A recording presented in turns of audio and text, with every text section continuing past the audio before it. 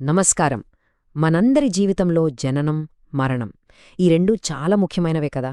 మరి వీటికి అధికారికంగా ఇచ్చే సర్టిఫికెట్లు కేవలం కాగితాలు మాత్రమే కాదు, అవి మన గుర్తింపు, మన హక్కులకు ఒక తిరుగులేని ఆధారం. సో, ఈ బర్త్ అండ్ డెత్ సర్టిఫికెట్లు పొందడానికి అసలైన అధికారిక ప్రక్రియ ఏంటో ఇప్పుడు క్లియర్గా తెలుసుకుందాం. ఒక్కసారి ఆలోచించండి. ఏదో ఒక అత్యవసర పని, పాస్పోర్ట్ అప్లై చేయడమో, పిల్లల స్కూల్ అడ్మిషనో, లేక ఏదైనా ఆస్తి రిజిస్ట్రేషనో, సరిగ్గా ఆ టైంకి బర్త్ సర్టిఫికెట్ చేతిలో లేదు. లేదా వారసత్వంగా రావాల్సిన ఆస్తి కోసం డెత్ సర్టిఫికెట్ కావాలి, కానీ అది దొరకట్లేదు. అమ్మో, తలచుకుంటేనే చాలా టెన్షన్గా ఉంది కదూ. కానీ కంగారు పడాల్సిన పనిలేదు. ప్రతి సమస్యకి ఓ పరిష్కారం ఉంటుంది. మన జీవిత ప్రయాణంలో ఈ పుట్టుక, మరణం అనేవి ఎంత కీలకమో వాటిని అధికారికంగా నమోదు చేయడం కూడా అంతే ముఖ్యం. అసలు ఎందుకంత ముఖ్యమో ఇప్పుడు చూద్దాం. చూడండి, అన్నింటికన్నా ముందు ఈ సర్టిఫికెట్లే మనకు ఒక పౌరుడిగా గుర్తింపునిస్తాయి. ముఖ్యంగా ఇప్పుడు అన్ని ఆధార్తో లింక్ అయ్యాయి కదా. సో ఆధార్ నమోదుకి బర్త్ సర్టిఫికెట్ చాలా అవసరం.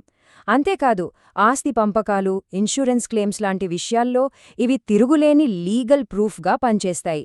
అందుకే వీటికి అంత ప్రాధాన్యత. మరి ఈ ప్రాసెస్లో అంతా చూసుకునేది ఎవరు? ఏ డిపార్ట్మెంట్? అదే రెవెన్యూ శాఖ. మన జీవితంలో ప్రతి ముఖ్యమైన దశలోనూ వీళ్ల ప్రమేయం ఉంటుంది. మరీ ముఖ్యంగా జనన, మరణాల నమోదులో ఏమైనా ఆలస్యం జరిగితే అప్పుడు వీరి పాత్రే అత్యంత కీలకం. సరే, ముందుగా అసలు ప్రాసెస్ ఏంటి? టైంకి అప్లై చేస్తే ఎలాంటి ఇబ్బందులు లేకుండా సర్టిఫికెట్ ఎలా వస్తుందో చూద్దాం. ఇది చాలా సింపుల్ ప్రాసెస్. ఈ మొత్తం ప్రాసెస్లో మనం గుర్తుపెట్టుకోవాల్సిన ఒకే ఒక్క నెంబర్ 7. అవును, 7 days.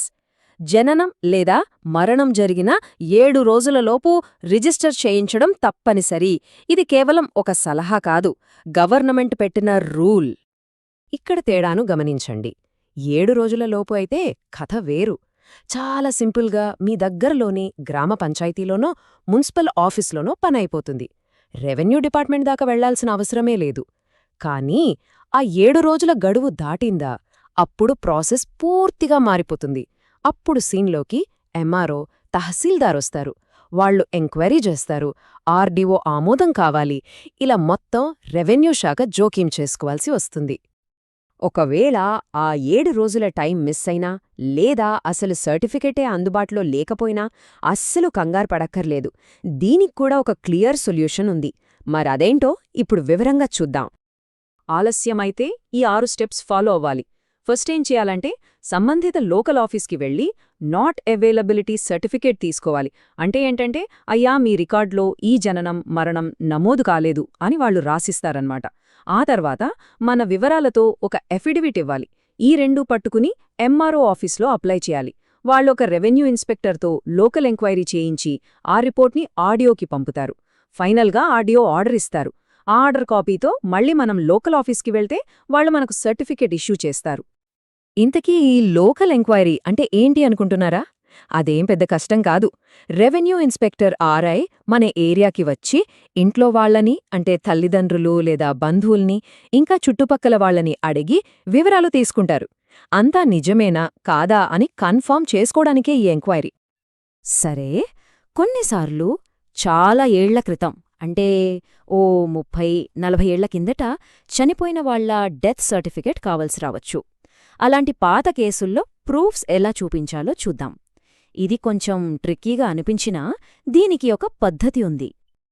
ఒకవేళ మరణించిన వ్యక్తిని పాతిపట్టి ఉంటే చాలా సింపుల్. ఆ సమాధి మీద పేరు, పుట్టిన తేదీ, మరణించిన తేదీ లాంటి వివరాలు ఉంటాయి కదా. ఆ డీటెయిల్స్ క్లియర్గా కనబడేలా ఒక ఫోటో తీసిస్తే అదొక బలమైన సాక్ష్యంగా పనిచేస్తుంది. అధికారులకు ఇది చాలా హెల్ప్ అవుతుంది. ఒకవేళ దహనం చేసి ఉంటే అప్పుడు ఆ దహన వాటిక, అంటే శ్మశాన వాటికలో ఒక రిజిస్టర్ ఉంటుంది. ఆ రిజిస్టర్ నుంచి తీసుకున్న సర్టిఫికెట్ను అప్లికేషన్కి జత చేయాల్సి ఉంటుంది. ఇది మస్ట్. ఇదంతా మనం మాట్లాడుకుంటున్నాం సరే, కానీ ఈ ప్రాసెస్కి ఏమైనా లీగల్ బేస్ ఉందా? ఊరికే రూల్స్ పెట్టేశారా అంటే వీటన్నిటికీ ఒక బలమైన చట్టపరమైన ఆధారం ఉంది. ఇది చూడండి, చాలా ముఖ్యం. 1969లో చేసిన బర్త్ అండ్ డెత్ రిజిస్ట్రేషన్ యాక్ట్లోని సెక్షన్ 7 ఏం చెబుతోందంటే, ప్రతి జననం, ప్రతి మరణం తప్పనిసరిగా కంపల్సరీగా రిజిస్టర్ అవ్వాలి. ఇది మన ఇష్టం కాదు, ఇది చట్టం.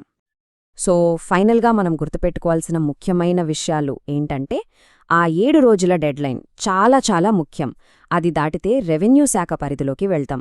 ప్రాసెస్ ఏదైనా సరైన డాక్యుమెంట్స్ ఎంక్వైరీకి సహకరించడం తప్పనిసరి. ఇంకా చాలా పాత సర్టిఫికెట్లు కావాలన్నా కూడా ఒక దారి ఉందని గుర్తుంచుకోవాలి. చివరిగా ఒక ఆలోచన. పబ్లికేషన్ దగ్గర్నుంచి ఎంక్వైరీ దాకా ఈ మొత్తం ప్రాసెస్ను గనక పూర్తిగా డిజిటలైజ్ చేస్తే, ఆన్లైన్ చేస్తే, భవిష్యత్తులో ప్రజల ఇబ్బందులు, ఈ ఆఫీసుల చుట్టూ తిరిగే తిప్పలు తగ్గుతాయంటారా? దీని గురించి ఆలోచించాలి.